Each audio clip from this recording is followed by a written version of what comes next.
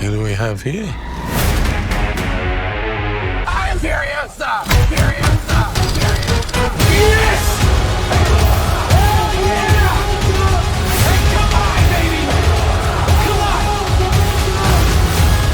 Yeah, baby! That's what I've been waiting for! We're talking Furiosa today. This one nestles kind of right in between, I would say, Mad Max Thunderdome and Mad Max Fury Road. It's interesting because it kind of plays out more like a mini-series. It's split into 5 chapters, and it kind of follows Furiosa's journey from when she was a little girl to where she was at starting at Mad Max Fury Road. But Chris, what did you think of this one? I thought it was, well, now if you were to ask me, it's going to be really hard not to compare it to Fury Road. Sure. Because, I mean, same director, prequel, and it's not as good as Fury Road, if you ask me. Well, I did ask you, so yeah. So, and I'm telling you. It's a little step down from there, because, you know, what I love about Fury Road is nonstop action, fast pace, moving along. It hits that 2 hour, it doesn't surpass, you know what I mean? That sweet spot here. This one's 2:30. So it's a little longer. If you're comparing it strictly to Mad Max, it's not gonna hold up to that caliber. But if there was no Fury Road that I'm comparing it to, you'd go, wow, this is great action, you know? So I'm just trying to wipe that out the memory here, but it's a little different. This one's more of a revenge. It's a revenge thriller action, but it's still got great action scenes. So overall, I would say like a 4 out of 5, and I'd give Fury Road a 4.5. I'd say it's not as good, but it's still a really good movie. And if you were to ask me, this might be my favorite movie of 2024. Ooh. It's either that or Dune Part 2, if you ask me. Well, what do you think? Yeah, no, I totally agree. Totes agree with everything you said. Chris Hemsworth's great. I think I might like Dune just a little bit more, just because it's really focused on the sand of that movie. This one has sand well, too. If you're a sand lover, Anakin Skywalker, stay away. If you know what I mean. No, but I totally agree. This one's really good. I would put it probably 4 stars too. I'd say it's just a hair below Fury Road for the exact same reasons you said. So it is a bit long, but yeah, I totally recommend it. If you like Mad Max, Fury Road especially, I feel like this would be right up your alley. But I will say this movie isn't for everybody. If you like Mad Max Fury Road, it's for you, but some people might not be on board. For instance, there's a guy here named Scrotus, so that's the kind of movie we're dealing with here.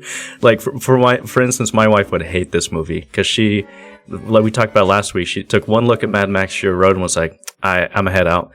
But we can get into spoilers here, Steve, if you'd like. I have a couple of qualms. There was a lot of fat that could have been trimmed. But again, if we go back to how it's structured, it is like 5 minisodes. And so when we first start off, we see, Furiosa in her beginning, and I was a bit perplexed because I was like, what are we doing here? This seems kind of long. The mom was like chasing them, and all that jazz. And I was like, let's just trim some of this up. But then as the movie went along, I was like, oh, okay. It's like Tales from the Wasteland. Like, that's why. So at first I wasn't on board, but I got on board as it went on. But even that being said, some of it could have been trimmed down a little bit. You already know that's always a con for me here. Always. It was 2.5 hours. It kind of feels like 2.5. It's not like as long as some 2.5 hour movies feel. I think Mad Max to me is so good because it doesn't bother giving me backstory. I don't need to know why this guy's got nipple rings and bald and saying, wow, what a lovely day. Like, it just go in here. It just is, yeah. It gives you like 2-minute inhale, all right, calm down, oh, back to the road here. And that's what I like in a film. Versus you got the other people, you can't just have cake, you gotta eat your vegetables, you gotta prepare the batter and all this, and I'm like, give me the cake, man. I don't care for that. So this one, it's got a little more veggies, if you will. Yeah, very astute analogy, Chris. I like that. Yeah. Thought real hard about that. Definitely didn't make it up on the spot here.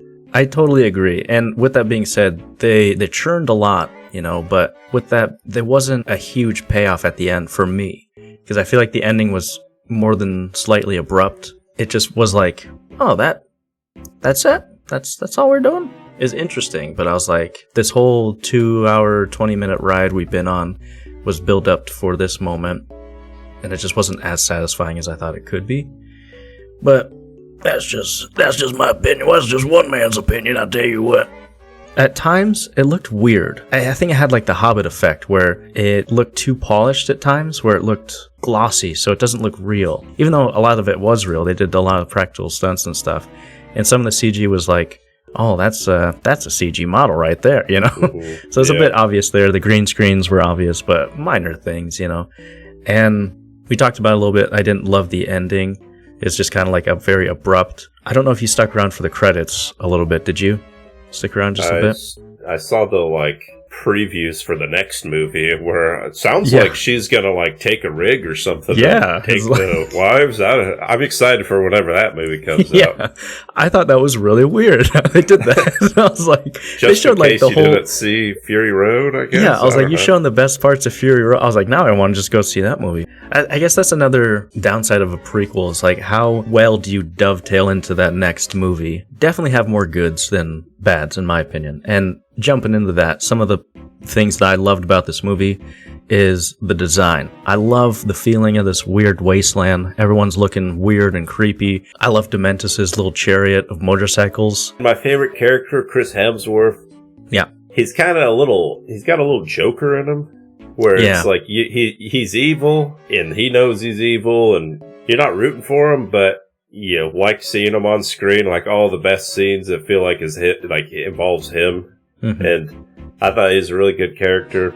Again, great action scenes. I'd say my favorite scene, kind of the main action scene where she's hiding underneath the rig and they're getting attacked. But overall, it's a great film, if you ask me. Mm-hmm. Most def. I like seeing the kind of interactions between him, Dementus, and Immortan Joe. I like seeing Immortan Joe back and all his crew. And I liked that Immortan Joe you could see that he was not just like a dumb kind of dictator like Dementus, like he was smarter. We talked about earlier, Dementus comes and meets with Immortan and has his whole posse crew and introduces Furiosa to him. And immediately, Immortan Joe's like, who's that? And he points to the organic mechanic. And he's like, I want him. Because he sees value and he sees, where he can use his power. Which is funny. Organic mechanic. I'm going to call doctors that from now on.